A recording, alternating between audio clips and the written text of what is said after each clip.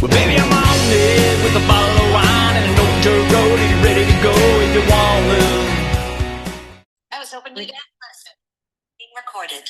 Hey, thank you for joining us today. Live Music Nation podcast, special venue and event edition. Today we're with Diane Thatcher, and she is with Old Main in Galesville.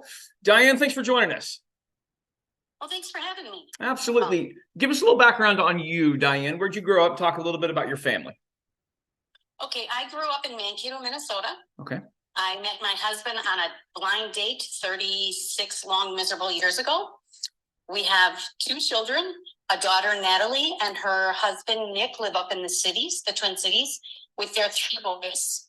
Okay. And then I have a son, Caleb, who lives in just the next town over, which is Holman, Wisconsin. And he's married and has three children and a fourth one on the way in January. Very cool. Very cool. All right, let's jump into your venue. Give us a little history on it. It's a historical building. It was the first university on the east side of Wisconsin, built in 1863. It's a 3-story building. Our third floor is an auditorium, which is acoustically sound, and it has a Steinway baby grand piano in it for musicians to use. And none of this falls through the roof and onto the floors below? That's amazing. Oh, no, this is a solid building. This building was built with 2x12s, true 2x12s. They're 12 inches. And for this floor, they're 12 inches on center, and every other one of them is doubled. Wow. So that's 4x12s. This building's not going anywhere. That's so cool. That's so cool. All right, let's talk about what a performance looks like there. So 3 questions that we usually ask in these is describe the venue. What does it look like when you're going to watch a performance? What are you going to see? Number 2, what are the smells? I mean, obviously there's some history in this building. People are going to smell, but they're more importantly, they're going to ask about foods, concessions, positive things in the air. And then 3, let's talk about some of the events and performances that you have. So let's go back to number 1. I think you actually covered number 1 pretty good. Let's jump to number 2. Let's talk about smells. What are people going to smell in that building? Describe that for us. Okay, it depends on if they come during the winter, if they come during the summer. In the winter, we have our third floor auditorium, which is a small, intimate place. It only holds about 80 people. Mm-hmm. And then they usually have coffee and homemade treats during the reception. There you go. All right. Now let's jump into some of the performances that you have. We do a wide range of performances. We have classical music all the way to blues and folk, country, just about anything that you would want to hear. We have had on our stage here. Most of the bands are small, intimate ones. Our bigger bands we do out on the lawn in the summer. Mm-hmm.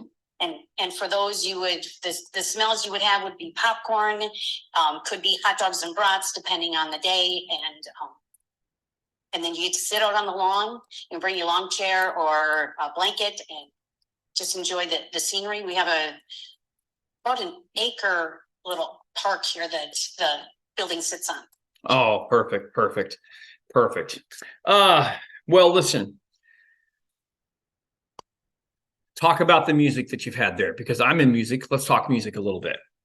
Okay. So we mostly bring in, we have a lot of local bands that will come in and play. We've had like Crooked Willow, which is kind of a bluegrassy, folky band. They're a lot of fun. And then we have Dr. Pam Kelly, who is on our board, who actually is a classical performer. So okay. She does that. Another fun thing that we do here is that we do silent movies. Ooh. And we have a live pianist play with our. Oh man, how cool is that? It is so much fun. We just had one lesson, and so we're trying to do those consistently. So those are the first Friday every other month. So coming in February would be our next one. February. Are those hard to get a hold of? The silent movies? Yep. No. Most of them are no longer copyrighted, so they're. Oh, that's right. And so are they all on digital now, most of them? Yes. That's so cool. So they're projected up on a screen, and then Eddie Kim, who's our pianist, then he watches them a few times and then he just improvises the whole thing. So it's a lot of fun. Wow, that's kind of cool. Little improv going there. Very cool. Very cool. Talk about your passion for this building in your community. Talk about the importance that it has.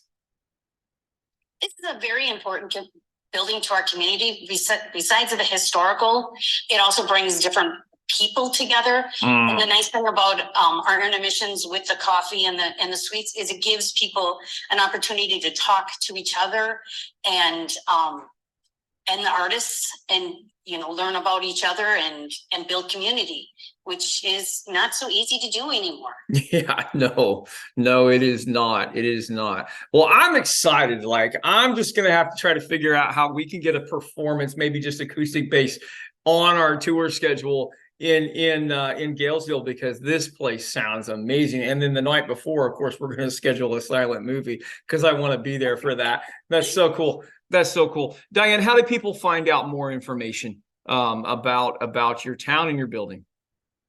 The easiest way is to find out about us is Old Main Galesville at gmail.com. Okay. All right. Very, very good. Yep. It's been a trip. I appreciate your time, and I'm glad this worked out for you guys to be on. And tell Tom hi for us, and we'll see you guys down the road. Thanks for talking to us. And we're also on Facebook. So if you want to do it that way, that'd be okay. easier. Thank you so much, Diane.